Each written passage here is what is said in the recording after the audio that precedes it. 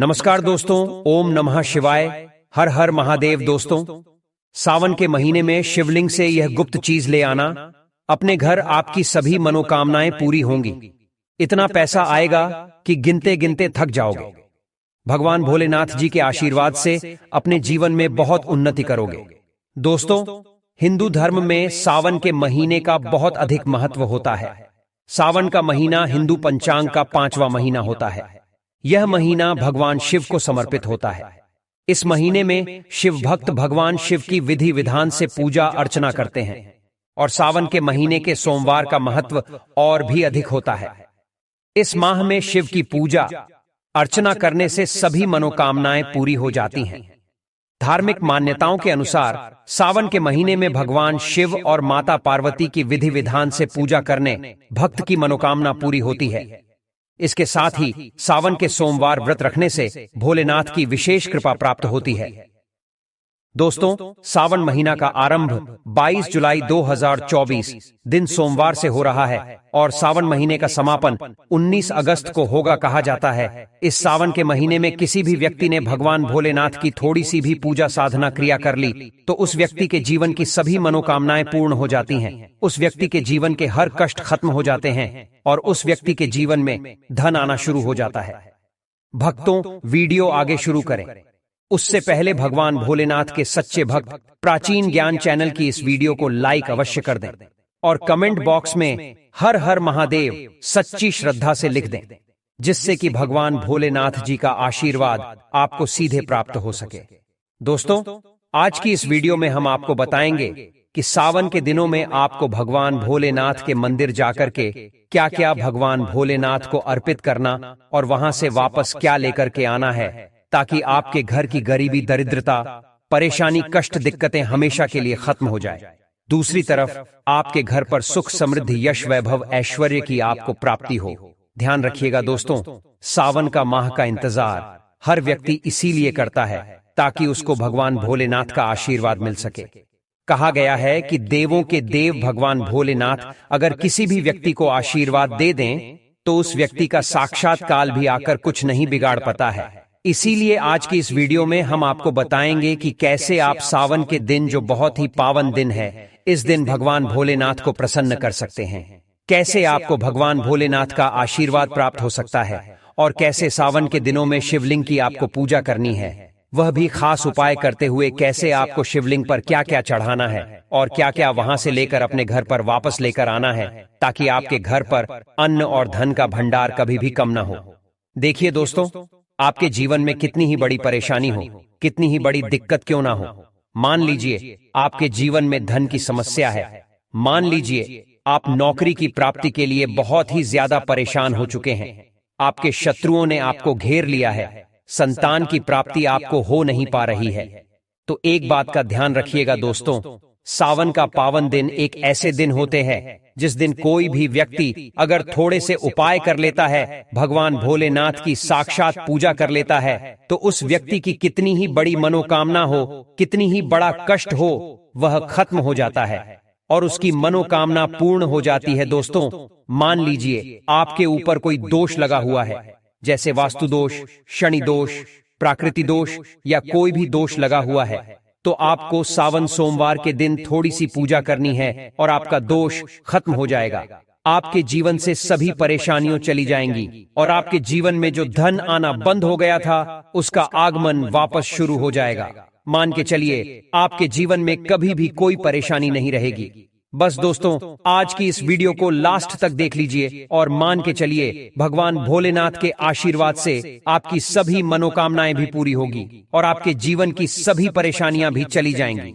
देखिए, एक बात कही गई है कि जब भी हम भगवान भोलेनाथ की पूजा करते हैं, हमें धैर्य रखना चाहिए, विश्वास रखना चाहिए और श्रद्धा के साथ भगवान भोलेनाथ की पूजा करनी चाहिए, क्योंकि भगवान भोलेनाथ बहुत ही भोले हैं। वह किसी भी व्यक्ति की थोड़ी सी ही पूजा से, साधना से तुरंत ही प्रसन्न हो जाते हैं। इसलिए दोस्तों, सावन सोमवार के दिन कुछ ऐसी चीजें हैं जो आपको अवश्य पता होनी चाहिए, क्योंकि सावन सोमवार के दिन अगर आप भगवान भोलेनाथ के सामने पूजा करने जा रहे हैं, तो मान के चलिए दोस्तों, आपने अगर कोई गलती कर दी तो भगवान भोलेनाथ आपसे क्रोधित हो जाएंगे और आपने सही तरीके से पूजा की होगी तो साक्षात आपको भगवान भोलेनाथ उसी दिन आशीर्वाद दे देंगे और उस दिन के बाद आपके जीवन में कभी कोई परेशानी नहीं आएगी। आपको हमें एक एक चीज बताने जा रहे हैं, इसलिए इस वीडियो को लास्ट तक देखिएगा। सबसे पहले आपको भगवान भोलेनाथ के मंदिर जाना होगा। यह जितने भी उपाय आपको बताए जाएंगे यह मंदिर के उपाय होंगे। देखिए होता क्या है कि कई लोग हमसे पूछते हैं कि गुरुजी हमारे घर पर शिवलिंग है, क्या हम घर पर पूजा नहीं कर सकते हैं? तो इसका उत्तर है नहीं। दोस्तों, आपको मंदिर जाना पड़ेगा, क्योंकि मंदिर का जो शिवलिंग होता है और जो घर का शिवलिंग होता है इसमें बहुत ज्यादा फर्क होता है। जो मंदिर का शिवलिंग होता है दोस्तों, इसकी जो एनर्जी होती है वो आपके घर के शिवलिंग से करोड़ों गुना ज्यादा होती है। इसमें ऐसी सकारात्मक ऊर्जा होती है जिसके सामने अगर आप थोड़ी सी पूजा करते हैं तो तुरंत ही उसका फल आपको मिलता है और आपके जीवन की हर परेशानी चली जाती है। तो आपको जितने भी आज उपाय बताए जा रहे हैं आपके जीवन की परेशानी को खत्म करने के लिए, आपकी मनोकामना पूर्ति के लिए, उस उपाय के लिए तो आपको मंदिर जाना पड़ेगा। और सावन सोमवार का पर्व पड़ रहा है, वह आज दिन सोमवार को पड़ रहा है। तो यह दिन ऐसा है, इस दिन अगर आप मंदिर जाकर के भगवान भोलेनाथ की पूजा आराधना कर रहे हैं तो मान के चलिए दोस्तों, आपके जीवन में कभी कष्ट आ ही नहीं सकता। पूरे साल आपके घर पर अन्न धन का भंडार बना रहेगा। तो आपको क्या क्या ले जाना है वह कहीं पर लिख लीजिए, क्योंकि दोस्तों अगर आपने एक भी गलती कर दी तो आपकी पूजा संपन्न मानी नहीं जाएगी। दोस्तों, सबसे पहली चीज जो भगवान भोलेनाथ के लिए आपको जल ले जाना है सावन सोमवार के दिन। कई लोग हमसे यह कहते हैं कि गुरुजी जल जो है वह तो शिवालय में भी मिल जाता है, शिव मंदिर में मिल जाता है। तो नहीं दोस्तों, वहां का जल आप तभी चढ़ाए यह जब कोई दिक्कत हो, वरना घर से ही जल ले जाना चाहिए। आखिर घर से जल क्यों ले जाया जाता है इसकी भी बात सुन लीजिए। घर से इसीलिए आपको जल ले जाना है ताकि आपके घर का जो जल ले जा रहे हैं भगवान भोलेनाथ पर चढ़ाने के लिए, उसी जल के द्वारा आप भगवान से जुड़ जाएंगे। उस जल के द्वारा आप भगवान को अपनी सभी दिक्कतें बता देंगे और उस जल को जैसे ही भगवान भोलेनाथ पर आप चढ़ाएंगे, अपनी समस्याओं को बताते हुए वह समस्या आपकी खत्म हो जाएंगी। इसलिए घर से जल ले जाएगा। आप सबसे जरूरी चीज जो जल ले जा रहे हैं उसमें 2-4 बूंद गंगा जल जरूर डाल दीजिएगा, क्योंकि गंगा जल डाले बिना आपकी पूजा संपन्न नहीं मानी जाएगी। महाशिवरात्रि के दिन तो आपको जल ले जाना है, उसमें गंगा जल डाल करके दूसरा आपको 3 पत्ते वाला बेल पत्र ले जाना है। दोस्तों, बेल पत्र बहुत ही शुभ होता है। आपने अगर मान लीजिए एक तरफ 1000 कन्याओं को खाना खिलाया है, दूसरी तरफ भगवान भोलेनाथ को बेल पत्र चढ़ाया है, तो ये दोनों बराबर माने जाते हैं, इसलिए बेल पत्र जरूर ले जाएगा। तीसरा, आपको सफेद पुष्प ले जाना है। सफेद पुष्प भगवान भोलेनाथ को चढ़ाए जाते हैं, इसीलिए सफेद पुष्प पर भगवान भोलेनाथ के लिए आपको ले जाना है सावन सोमवार के दिन, ताकि भगवान भोलेनाथ का आशीर्वाद आपको मिल जाए, जिसके बाद आपके जीवन के हर परेशानी खत्म हो जाए। दोस्तों, सफेद चंदन ले जाना अनिवार्य होता है सावन सोमवार के दिन। और ध्यान रखिएगा दोस्तों कि भगवान भोलेनाथ को अगर आप दूध अर्पित करने जा रहे हैं तो एकदम कच्चा दूध होना चाहिए, पका हुआ दूध नहीं होना चाहिए, कच्चा दूध होना चाहिए। अब आपको और क्या क्या ले जाना है देखिए। अगर आप चाहते हैं कि आपकी हर मनोकामना पूरी हो तो एक डिब्बा लीजिए, उसमें काली मिर्च भरकर ले जाइए। देखिए, बहुत ध्यान से सुनिए, जितनी आपको बातें बता रहे हैं, एक डिब्बे में काली मिर्च भर के एक लाल कपड़ा लीजिए, उसमें लौंग कपूर इसको मौली धागे से बांध करके आपको अपनी जेब में रख करके ले जाना है। सिर्फ इतनी चीज आपको ले जानी है आज के दिन को। अब आपको पूजा कैसे करनी है चलिए आपको बताते हैं। बहुत ध्यान से लास्ट तक देखिएगा और जितनी भी चीज आपको बताई जा रही है इन चीजों को आपको ले जाना है और शिवालय से वापस लेकर आना है अपने घर पर, ताकि आपको धन की प्राप्ति हो सके, आपकी कोई भी मनोकामना हो वह पूर्ण हो जाए। भक्तों, आप पहले जाएंगे मंदिर। सबसे पहले आपको इस बात का ध्यान रखना है, मंदिर जाने से पहले ही काले या नीले कपड़े का धारण करके मंदिर न जाएं, वरना भगवान भोलेनाथ का आपको क्रोधित रूप देखना पड़ सकता है। सबसे पहले आपको यह करना है कि पतली धार बनाते हुए जल भगवान भोलेनाथ को अर्पित कर देना। बहुत ध्यान से सुनिएगा भक्तों, पतली धार बनाते हुए भगवान भोलेनाथ को जल आपको अर्पित कर देना है। अब आपको यह करना है दोस्तों कि भगवान भोलेनाथ को चंदन लगाना है। चंदन लगाने के बाद भगवान भोलेनाथ पर 3 पत्ते वाला बेलपत्र रखना है। 3 पत्ते वाला बेलपत्र रखने के बाद आपको भगवान भोलेनाथ पर सफेद पुष्प अर्पित कर देना है। सिर्फ इतना आपको करना है। दूध अगर आप चढ़ाना चाहते हैं तो दूध भी आप चढ़ा सकते हैं। इतना बस आपको करना है। इतना करने के बाद आपको वहां पर खड़े होकर 108 बार बहुत ध्यान से सुनिएगा। 108 बार आपको ओम नमः शिवाय का जाप करना है। या तो आप 108 बार कर लीजिए या 1008 बार कर लीजिए। ये 3 ऐसी चीज है जो आपको करनी है। इतना करना है।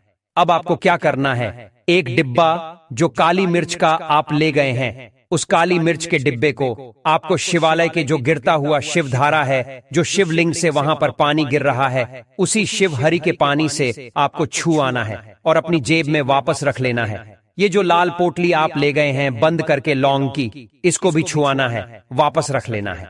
अब आपको क्या करना है, जिस लोटे में पानी ले गए थे या जिस लोटे में भी आप दूध ले गए थे, उसमें आपको क्या करना है, आपको जो भगवान भोलेनाथ का पानी वहां पर गिर रहा है, भक्तों ध्यान रखिएगा, शिवलिंग की जो पानी नीचे गिर रहा है, उसी पानी का थोड़ा सा पानी अपने लोटे में ले लेना है। ध्यान रखिएगा, जो आपने लोटे में पानी भरकर ले गए हैं, वह पानी वापस बचाना नहीं है, वह तो पूरा आपको भगवान भोलेनाथ को अर्पित कर देना।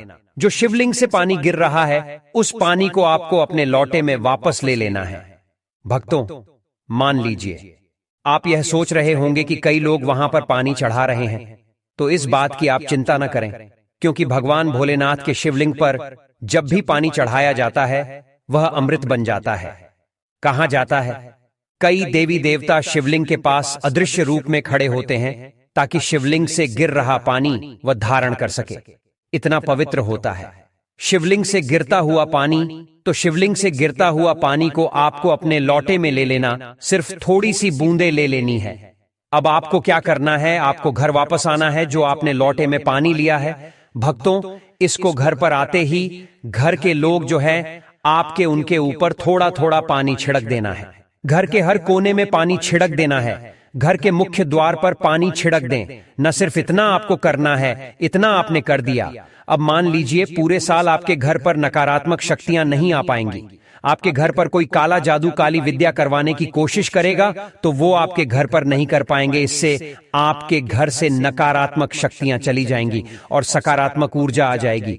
ये जो अब काली मिर्च का भगवान भोलेनाथ जी के शिवलिंग से छुआ कर लाए हैं, इसको पूजा घर में रखे। ये जो काली मिर्च का डब्बा है आपके पास, इसे कभी भी आप किसी शुभ कार्य के लिए निकले, जैसे मान लीजिए आप बिजनेस मीटिंग के लिए जा रहे हैं, नौकरी की प्राप्ति के लिए जा रहे हैं, काली मिर्च घर के मुख्य द्वार से पहले रख के उसको कुचलते हुए निकालिए।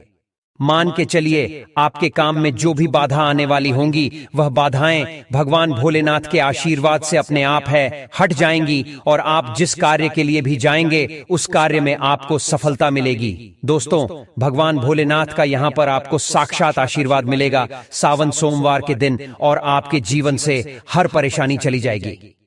सावन सोमवार की रात आप अपनी सभी प्रकार के बुरी अनिष्ट शक्तियों से छुटकारा पा सकते हैं।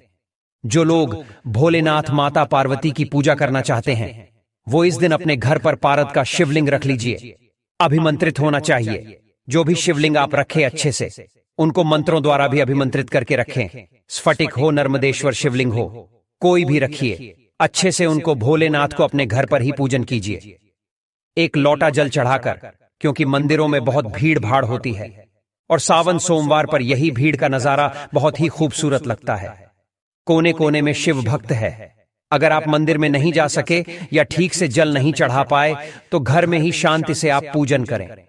गन्ने का रस हुआ, पंचामृत हुआ, इससे आप इस दिन भोलेनाथ का अभिषेक कीजिए। दूध दही घी शहद शक्कर पंचामृत बनाकर के अभिषेक कीजिए। दोस्तों, फिर भोलेनाथ का श्रृंगार कीजिए। चंदन चढ़ाई, अक्षत चढ़ाई, जनेऊ अर्पित कीजिए। थोड़ा सा चंदन का इत्र, क्योंकि चंदन का इत्र विशेष रूप से शिव शंभू को बहुत प्रिय है, तो वह आप अर्पित कीजिए। उनके पसंदीदा पुष्प चढ़ाए आंकड़े की माला से उनका श्रृंगार कीजिए।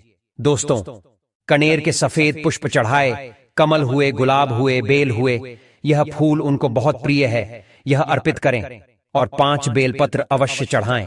आप इस दिन चाहें तो या जो आपके पास बेलपत्र है उसी पर आप श्री श्री लिख करके या ओम नमः शिवाय या राम राम लिख करके अर्पित कीजिए। जो चिकना भाग होता है उस पर लिखिए और यह सीधा शिवलिंग पर अर्पित हो। इस प्रकार से आपको बेलपत्र चढ़ाने चाहिए। दोस्तों, आप विशेषकर इस बात का ध्यान रखें कि कटे फटे बेलपत्र न हो। जो व्यक्ति अधूरी चीज भगवान को अर्पित करता है तो उसे भी कटे फटे पत्तों की तरह ही कटा फटा फल ही प्राप्त होता है। इसीलिए कभी भी अपूर्ण सामग्री अर्पित ना करें। दोस्तों, कहते हैं कि जब भोलेनाथ ने गले में विष धारण किया था तो आदि शक्ति मां के कहने पर देवताओं ने भगवान शिव के सिर पर भांग, धतूरा, बेलपत्र आदि रखा और निरंतर जल अभिषेक किया था, जिसकी वजह से उनके मस्तिष्क का ताप कम हुआ था। और उस समय से ही भोलेनाथ को भांग धतूरा चढ़ाया जाता है। और यह बात भोलेनाथ के भक्तों में बहुत कम लोगों को ही पता है कि इसी कारण शिवलिंग पर भांग धतूरा चढ़ाया जाता है। दोस्तों, अगर आपके घर में शिवलिंग है तो आज के दिन आप चाहे तो शिव जी का त्रिशूल हुआ, डमरू हुआ, ये भी आप उनको अर्पित कर सकते हैं। शिव के डमरू की दमदम की ध्वनि मंगल गुरु से संबंधित होती है, क्योंकि चंद्रमा उनके मस्तक पर विराजमान होकर अपनी क्रांति से अनंत आकाश में जटाधारी महामृत्युंजय को प्रसन्न करता है। और बुध आदि ग्रह है, इसमें संभव से सहायक होते हैं। तो यह आज के दिन डमरू अर्पित करें। भोले बाबा का डमरू आप धारण भी कर सकते हैं। अभिमंत्रित करके आप अपने शरीर पर छोटा सा चांदी का डमरू धारण करें। भक्तों, अगर आपको यह प्राचीन ज्ञान चैनल के माध्यम से प्राचीन जानकारी अच्छी लगी हो तो वीडियो को लाइक कर दीजिए और कमेंट बॉक्स में सबसे दिल से हर हर महादेव लिख दीजिए। धन्यवाद।